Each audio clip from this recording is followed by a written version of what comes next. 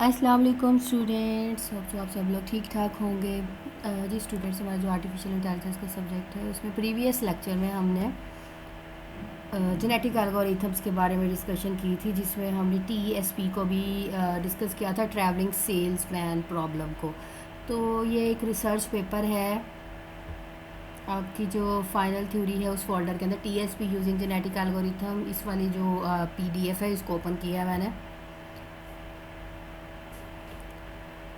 जो आप लोगों को असाइनमेंट्स भी दी थी तो वो भी एक्चुअली इस तरह के रिसर्च पेपर के बेस पे थी। उसमें से मैंने कहा था कि आप लोगों ने जो उसको रीड करना है, उसमें प्रॉब्लम फाइंड आउट करनी है और उसके ऊपर जो बेस्ट आपको लगेगा कि प्रॉब्लम से रेलिवेंट सोल्यूशन प्रोवाइड कर सकते हैं वो आपने करने हैं। किसी ने वैसे नीयत के साथ तो की नहीं है असाइनमेंट, लेकिन जिसने की है उसको अच्छे मार्क्स मिलेंगे। तो ये आपका रिसर्च पेपर है, इसको हम डिस्कस कर लेते हैं। टीएसपी ऑलरेडी हमने एक प्रॉब्लम को डिस्कस किया था। इस पेपर में यही बता रहे हैं कि ये फ्लेक्सिबल मेथड है, ट्रैवलिंग सेल्समैन प्रॉब्लम यूज़ कर रहे हैं जेनेटिक एल्गोरिथम के अंदर। तो हम इसको जो है कंप्लीट डिस्कस करते हैं। तो इंट्रोडक्शन से स्टार्ट करते हैं। इंट्रोडक्शन में दी ट्रैवलिंग सेल्समैन प्रॉब्लम के अंदर ट्रैवलिंग सेल्समैन प्रॉब्लम टीएसपी एक क्लासिकल कम्बिनेटोरियल मतलब कंबाइन करती है ऑप्टिमाइजेशन प्रॉब्लम को, which is simple to state but very difficult to solve.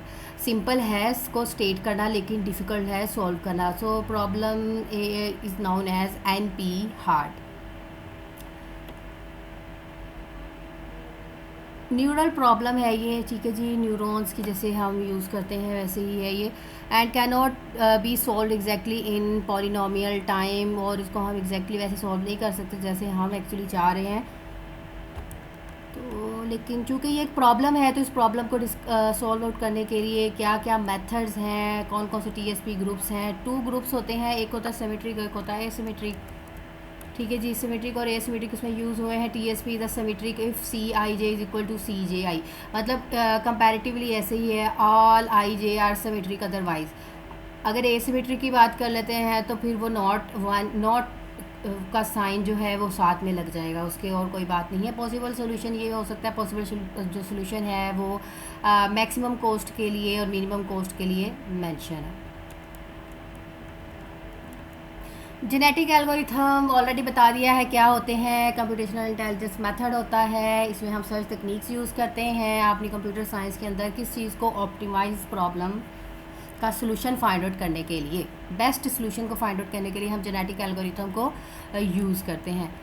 तो यहाँ पे इसके जेनेटिक एल्गोरिथम के प्रोसेस हैं, जिसमें हम इनकोडिंग थी, एवेल्यूशन थी, क्रॉसओवर था, म्यूटेशन है, आपकी डिकोडिंग मेथड है। इनकोडिंग में क्या होता है, इनकोड का मतलब होता है कि हम उसको सूटेबल जो सॉल्यूशन है उसके अंदर कन्वर्ट कर लेते हैं, लेकिन ये हर एक प्रोसेस के लिए यूनिक वर्ड्स होते हैं। अब जैसे मैंने एक मैसेज लिखा, उसको इनकोड कर दिया, उसको छुपा दिया, तो वो उसके लिए है, ठीक है। इसके लिए स्ट्रिंग यूज़ कर लें, इनकोड करना, छुपा देना।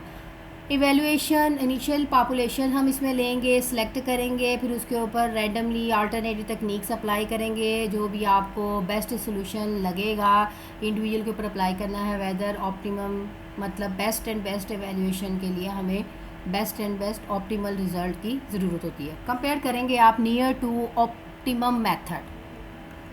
क्रॉसओवर जी फिटनेस है, ये यूज़ करते हैं किस पर्पज़ के लिए, individual probability of crossover. Yes, probability of crossover आप लोगों को प्रीवियस लेक्चर में डिटेल में बता दी है। Crossover is where the 2 individuals are recombined to create new individual which are copied into the new generation. और उसको हम क्या करते हैं, कॉपी पेस्ट ही करते हैं ना। कभी वो 100% मैच होगी है, कभी नहीं है, तो फिर वो उसके हिसाब से क्रॉसओवर रिकम्बाइंड होता है।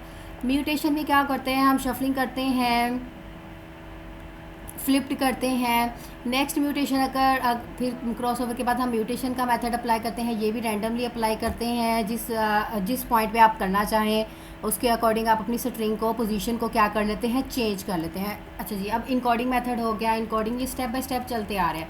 इनकोडिंग हुआ, एवेल्यूशन हुई, क्रॉसओवर हो गया, म्यूटेशन मेथड हो गया, अब डिकोडिंग हो गया। तो ये हमारे फाइनल 5 स्टेप्स हमें करने होते हैं जेनेटिक एल्गोरिथम के अंदर किसी भी प्रॉब्लम को सॉल्व आउट करने के लिए। वंस दिस इज़ डन, अब ये डन हो गया है, new generation has been form, एक न्यू जनरेशन जो है वो कंप्लीट हो गई है। आफ्टर डैट अगर नहीं कंप्लीट हुआ, 5 स्टेप्स दोबारा जो है वो रिपीट करते हैं।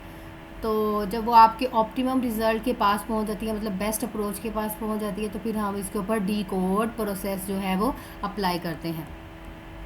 सोल्यूशन है टीएसपी यूजिंग जनरेटिंग एल्गोरिथम के लिए हम क्या यूज़ करते हैं, वही तरीक़ाकार के सोल्यूशन फाइंड आउट करेंगे। 100 सिटीज़ अगर लेते हैं तो उसके ऊपर हम इसको कैसे प्रोवाइड करेंगे, जैसे कि स्पीड, उसके ऊपर पॉपुलेशन साइज़। ये वो चीज़ें हैं जिन जिन लोगों ने इसके ऊपर काम किया है, ये उनकी राय है कि इस रिसर्च पेपर में ये काम हुआ है, इस रिसर्च पेपर में ये काम हुआ है। मतलब जो बिब्लियोग्राफी में ऐड की हुई है ना इस रिसर्च पेपर में, उसने ये एल्गोरिथम यूज़ किया है इस प्रॉब्लम को सॉल्व करने के लिए, इस प्रॉब्लम को सॉल्व करने के लिए इसने ये मेथड यूज़ किया। तो यहाँ पे डिफरेंट एल्गोरिथम्स हैं जेनेटिक एल्गोरिथम को रिकनेक्ट करने के।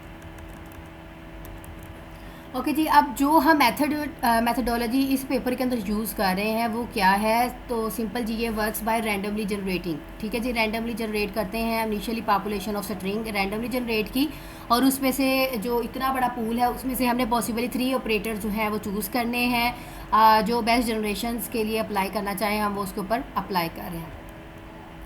प्रोबेबिलिटी अप्लाई हो रही है, क्रॉसओवर अप्लाई हो रहा है, चूँकि ऊपर बता भी चुके हैं कि हमने स्टेप बाय स्टेप कैसे उसके ऊपर इम्प्लीमेंटेशन करनी है।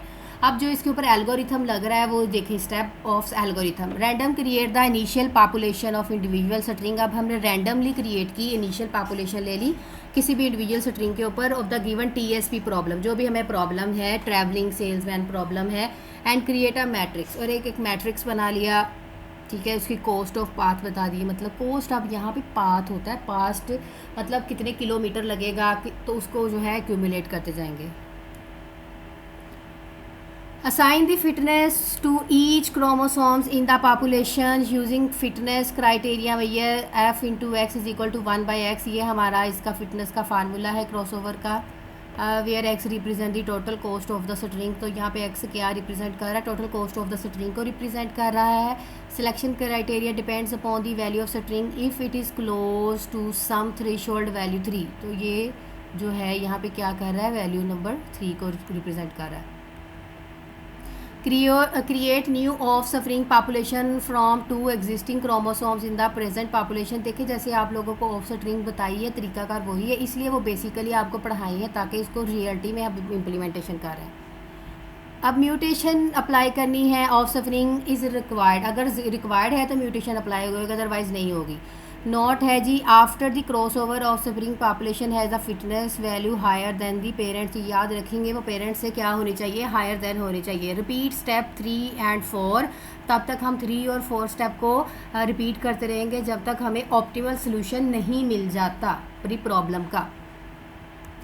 तो ये डायग्राम की फॉर्म में बड़ा अच्छा समझ आता है, फ्लो जो चार्ट होता है ना वो आपको पूरा एल्गोरिथम समझा देता है। तो ये स्टूडेंट्स होता है, हम इस तरह हम एल्गोरिथम से लिखते हैं, और ये उसकी डायग्राम होती है। क्रिएट करना, इनिशियल पॉपुलेशन मैंने क्रिएट कर लिया, जैसे मैंने एक डाटा सेट पूरा बना लिया, फिर उसमें से सिलेक्शन की जो जो मुझे चीज़ चाहिए। लाइक आप देखो IT की क्लास है तो IT को चूज़ कर लिया, CS की क्लास है तो CS को चूज़ कर लिया।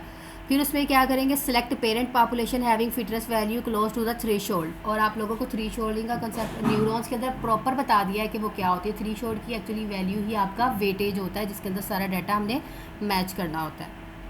क्राइटेरिया सेटिस्फाइड, अगर क्राइटेरिया सेटिस्फाइड होगा, हम डायमंड सिंबल यूज़ करते हैं ना कंडीशन के लिए, अगर क्राइटेरिया सेटिस्फाइड होगा तो select any 2 string from the population, तो वो 2 स्ट्रिंग को चूज़ कर लेगा। फिर उसके ऊपर परफॉर्म करेगा crossover operation on each parent, फिर एक of suffering population from parent population, and that's it. तब तक कंप्लीट करता रहेगा जब तक उसका प्रोसीजर जो है वो कंप्लीट नहीं होता। लेट्स सपोज अगर वो मैच नहीं होता तो वो उसको क्या कर देगा, वाइंड अप कर देगा, स्टॉप कर देगा।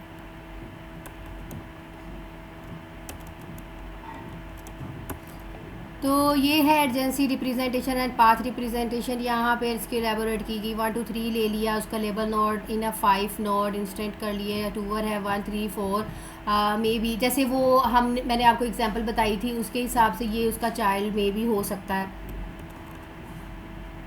फिटनेस फंक्शन इसके ऊपर अप्लाई हुआ है, 1/f, ये फिटनेस फंक्शन को रिप्रेजेंट कर रहा है। ठीक है, f into x is the objective function, आपका जो f इंटू एक्स है ये आपका ऑब्जेक्टिव फंक्शन है।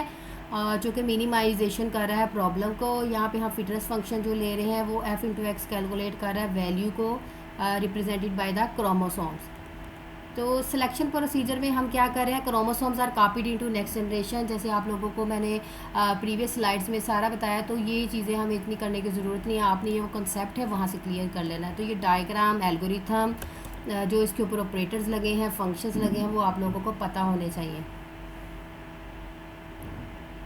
जब हम चीज़ों की सिलेक्शन करते हैं, स्टेप 1 में क्या बताया, स्टार्ट हो रहा है पेरेंट नोड P1 और 2 फिर सिक्वेंशली उसमें से जो है कंपैरेटिवली हम निकाल रहे हैं, ठीक है। फिर अगर वो मैच हो रहा है पार्शियली ऑफ स्प्रिंग क्रोमोसोम्स के साथ तो देन ठीक है। फिर उसके बाद अदरवाइज फर्स्ट फोर्थ पे मूव होगा, फिर फिफ्थ स्टेप के ऊपर मूव होगा, उसको कॉपी करेगा, रिप्लेस करता जाएगा अनटिल तब तक करता जाएगा जब तक आपकी सेटिस्फैक्शन ऑप्टिमल बेस्ट सोल्यूशन के साथ मैच नहीं होती। तो let us illustrate the cross over तकनीक through the example given as post matrix in table 1। तो ये यहाँ पे पेयर दिया हुआ है, सिलेक्टेड क्रोमोसोम्स भी P1 है 1 3 6 4 5 7 2 एंड P2 ये आपका 2 वैल्यूज़ दी हैं, विच वैल्यूज़ 3 6 5 एंड 3 4 9 है रिस्पेक्टिवली। नॉड्स दे दी हैं, ये देखिए जी किधर से लेकर किधर, 1 2 3 7 तक ही है ना। देखो काउंटिंग अगर शफल भी की हुई है तो, लेकिन आप देखें तो सही, एक स्ट्रिंग 1 यहाँ पे लिख ले, एक यहाँ पे लिखना है, ये वैल्यूज़ जो हैं उसकी एलैबोरेट की हैं, रैंडमली वैल्यूज़ एंटर कर दी, रैंडमली उसको एलोकेट कर दिए।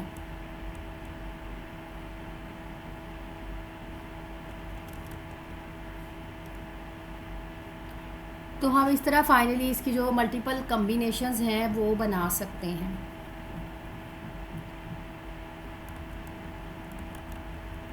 तो इसी तरह ये आपके जो नोड्स है ना, न्यूरल नेटवर्क का कॉन्सेप्ट समझ आता है ना, तो वो मल्टीपल इनपुट्स आ रही हैं, थ्रेशोल्ड के पास जा रही हैं, मतलब आपके जो डेंट्रीज़ हैं मल्टीपल डेंट्रीज दूसरी डेंट्रीज़ को इन्फॉर्मेशन दे रही हैं, देन आपकी आउटपुट जनरेट हो रही है, कॉन्सेप्ट सेम वही है।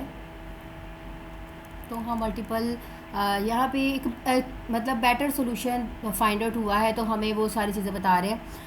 Algorithm, time, complexity, advantages, disadvantages. अब देखिए, अगर जेनेटिक एल्गोरिथम यूज़ करते हैं, ग्रीडी अप्रोच यूज़ करते हैं, डायनामिक प्रोग्रामिंग अप्रोच यूज़ करते हैं, तो उसके लिए बताया है कि टाइम कितना रिक्वायर्ड है। एक्सपोनेंशियल टाइम है ये 5 सेकेंड फॉर 15 सिटीज़ के लिए लेता है। आप लोगों को ये दोनों मेथड्स भी ऑलरेडी बताए हुए हैं। 9 सेकेंड्स फॉर 15 सिटीज़ लेता है। और ये है जी कॉम्प्लेक्सिटी के फार्मूलाज, इसके तो पता ही है, log n है, o इंटू कॉम्प्लेक्सिटी को हम o से रिप्रेजेंट करते हैं, n की पावर 2 की पावर n, और हमारा जो जेनेटिक एल्गोरिथम है उसकी कॉम्प्लेक्सिटी को o इंटू के एम एन के साथ रिप्रेजेंट करते हैं। ये आपको एडवांटेजेस क्या है इसके, best solution using fitness criteria, no optimal solution. Best solution है अगर फिटनेस क्राइटेरिया होगा तो, अदरवाइज ऑप्टिमल सोल्यूशन ये नहीं है। मेन डिसएडवांटेज क्या, approximation of solution is reached but not an optimal. आपका जो पॉसिबल अप्रोक्सीमेशन सोल्यूशन है पहुंच जाता है, लेकिन ऑप्टिमल सोल्यूशन आप फिर भी फाइंड आउट नहीं कर सकते। मतलब कि ये कि 100% एक्यूरेसी है तो वो नहीं होता।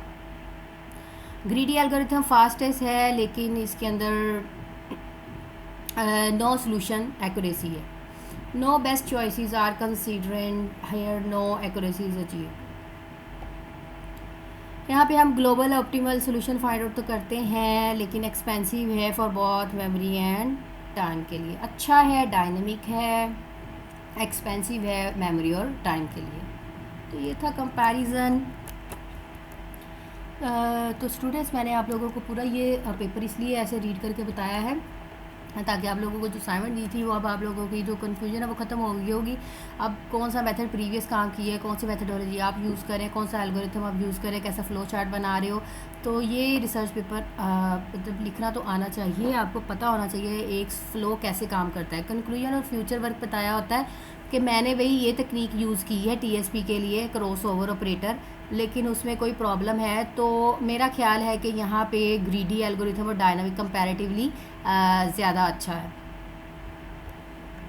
तो ये डिफरेंट रेफरेंसेस होते हैं जिसे हम बिब्लियोग्राफी भी कहते हैं। बिब्लियोग्राफी से थोड़ी सी डिफरेंट होती है, लेकिन ये रेफरेंसेस होते हैं, ये होते हैं पेपर। इस तरह हम एक पेपर में से मल्टीपल पेपर्स को निकाल सकते हैं, कॉपी कर सकते हैं, ताकि हम फर्दर स्टडी कर सके।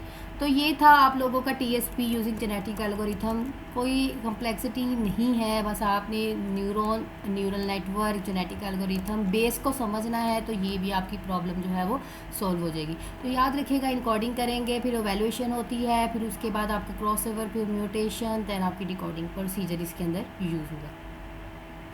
ओके जी स्टूडेंट्स, लेक्चर इतना ही काफ़ी है। अपना बहुत सारा ख्याल रखिएगा। गुड लक, अल्लाह हाफिज़।